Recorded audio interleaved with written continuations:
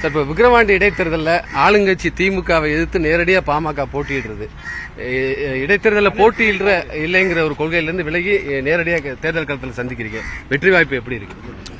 முதல்ல இன்றைய அரசியல் சூழலை கருத்தில் கொண்டு 5-6 நாட்களுக்கு முன்பு எங்கள் கட்சியினுடைய நிர்வாக குழு தைலாபுரம் தோட்டத்தில் கூடி இந்த தேர்தலில் நாம் போட்டியிட வேண்டும் என முடிவெடுத்த பின்புதான் பிறகு கூட்டணி கட்சி தலைவர்கள் எல்லாம் பேசி இந்த முடிவெடுத்திருக்கின்றோம். விக்கிரவாண்டி இடைத்தேர்தல்,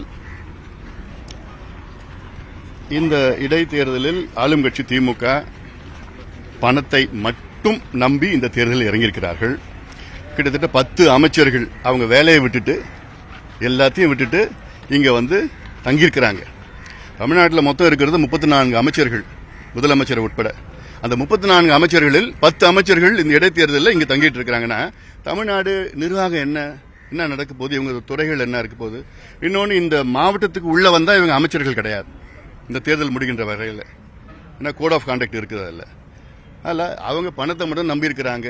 நாங்கள் எங்கள் கூட்டணி பலம் இருக்கு, மக்கள் பலம் இருக்கு.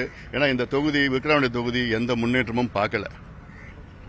இந்த மாவட்டத்தில் எத்தனையோ அமைச்சர்கள், இப்போ கூட 2 அமைச்சர்கள் இருக்காங்க இந்த மாவட்டத்தில். இந்த தொகுதிக்கு என்ன பண்ணாங்க? ஏதாவது ஒரு முன்னேற்றம், ஏதாவது ஒரு தொழிற்சாலை, ஒண்ணுமே கிடைக்கல. அந்த மக்களும் விரத்தியில் இருக்கிறாங்க. பார்க்க தான் நீங்க போறீங்க. உறுதியா நாங்க வெற்றி பெறுவோம், மக்கள் முடிவு செஞ்சுட்டாங்க.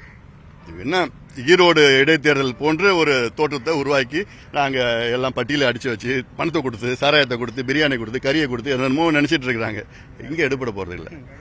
பெண்ணாகரம் ஃபார்முலா நீங்க பாத்தீங்க, பெண்ணாகரத்தில் நீங்க பாத்தீங்க, 2010 நடந்த தேர்தல் பாத்தீங்க. அதோட இன்னும் சிறப்பா இந்த தேர்தல் இருக்க போகுது. நாங்க மக்கள்கிட்ட நேரடியாக நாங்க பார்க்க போறோம், பேச போறோம். இவங்க திமுக செய்த துரோகங்கள் எல்லாம் நாங்க பேச போறோம். திமுக இன்னைக்கு சமூக நீதி பத்தி பேசுவதற்கு தகுதி கிடையாது, அருகதை கிடையாது.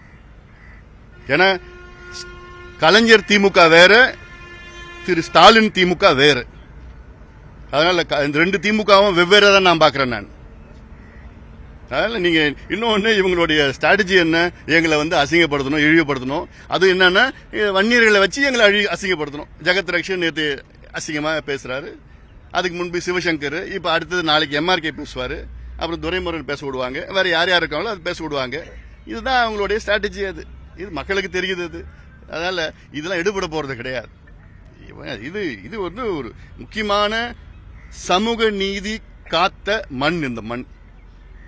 இடஒதுக்கீடு தியாகிகள் அவர்களுடைய ரத்தத்தை சிந்திய மண், தியாகம் செய்த மண். இது புனிதமான மண். இந்த தியாகிகள் தியாகம் செய்த காரணத்தால் தான் இன்னைக்கு ஓரளவுக்கு பிற்படுத்தப்பட்ட, மிகவும் பிற்படுத்த மக்கள் இன்னைக்கு படிச்சுட்டு இருக்காங்க, வேலைக்கு போயிருக்கிறாங்க, எல்லாம் இருக்குது. ஆனா அது முழுமையாக நாங்க கேட்கிறோம். அது கொடுக்கறதுக்கு ஸ்டாலின் அவர்களுக்கு மனசு கிடையாது. 3 வருஷமா ஆட்சியில் இருக்கிறாரு. 3 ஆண்டு காலத்தில் கொடுக்க வேண்டியதானே? தந்தை பெரியாருடைய வாரிசு நாங்க, கலைஞருடைய வாரிசு, சமூக நீதி எங்கள் பிறப்புரிமை, காப்புரிமை, இப்படிலாம் பேசிட்டு இருக்கிற, வசனம் பேசிட்டு இருக்கிற ஸ்டாலின் அவர்களும் அவங்க கட்சியும், ஏன் நீங்க என்ன பண்ணீங்க சமூக நீதிக்கு? நீங்க ஆட்சிக்கு ஏதாவது பண்ணீங்களா? இல்ல வாய் பேசாம இருக்க. கள்ளக்குறிச்சியில 4 பேர் கள்ளச்சாராயம் அருந்தி உயிரிழந்திருப்பதாக சொல்லப்படுது. உறவினர்கள் அந்த குற்றச்சாட்டை வைக்கிறாங்க. மாவட்ட ஆட்சியர் அதுக்கு மறுப்பு தெரிவிக்கிறார். இந்த செயல் அது உண்மை இன்னைக்கு சாயங்காலத்துக்குள்ள வெளியில வந்துடும். அதனால அதுல இன்னொன்னு 4 பேர் இறந்திருக்கிறாங்க. இன்னொரு 10 பேருக்கு மேல மருத்துவமனையில் அனுமதிக்கப்பட்டிருக்கிறாங்க. அவங்க உண்மை நிலையில் வெளியில வரணும். என்ன காரணம், யார் மேல நடவடிக்கை எடுக்கணும்? ஏன்னா இது தொடர்ந்து நடந்துட்டு வருது. அது இல்லாம காவல்துறை முதலமைச்சர் பொறுப்புல வச்சிருக்கிறார்.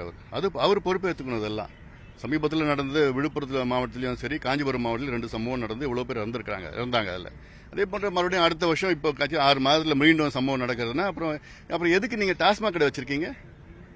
நீங்க டாஸ்மாக் கடை நடத்துறதுக்கு காரணமே அது நடத்தலைன்னா கள்ளச்சாராயம் பெருகிடும் சொல்லி தான் நீங்க டாஸ்மாக் நடத்துறீங்க. அப்புறம் என்ன பிரயோஜனம்? அதில் அதை மூடிட்டு போங்க. அதனால இது யாரு பொறுப்பு எடுத்துக்கிறாங்க, என்னென்ன அதிகாரிகள் யாரு, காவல்துறை யாரு, கடுமையான நடவடிக்கை எடுக்கணும். இது ஏதோ ஒரு சம்பவம் மட்டும் இல்லை, தமிழ்நாடு முழுவதும் நடந்துட்டு இருக்கு. இதோட இன்னும் பெரிய பிரச்சனை என்னன்னா கஞ்சா. தமிழ்நாடு இன்னைக்கு குடிகார நாடா மாறி இப்ப கஞ்சா நாடா மாறிடுச்சு.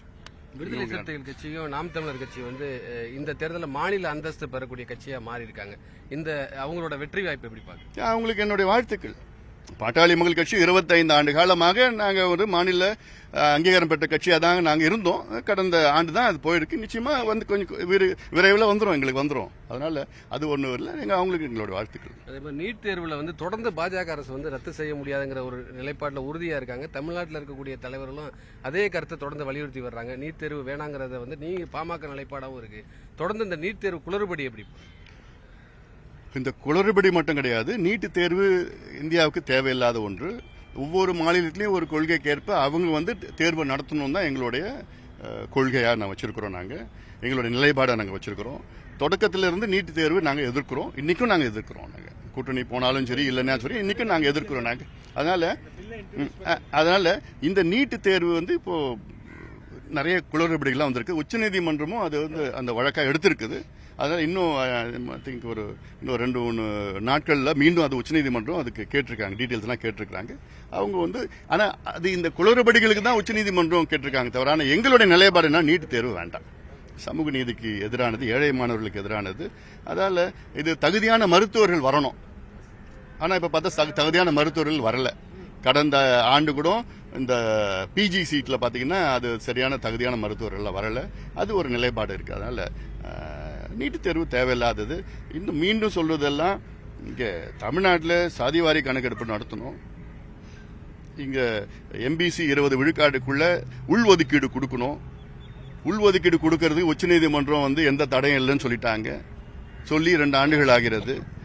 இது போன்ற சமூக நீதி பிரச்சனை எல்லாம் அதை பத்தி வாயை திறக்காத திமுக இன்னைக்கு களத்துல வந்து எங்களை பத்தி அவதூறா பேசிக்கிட்டு, இப்படி பேசிக்கிட்டு, அவங்கள பேச விடுறது, இவங்கள பேச விடுறது, அதெல்லாம் அவங்களோட ஸ்ட்ராட்டஜி. அதெல்லாம் நாங்க எல்லாம் எதிர்கொள்ளும். நாங்க களத்துல நாங்க பாத்துக்கிறோம்.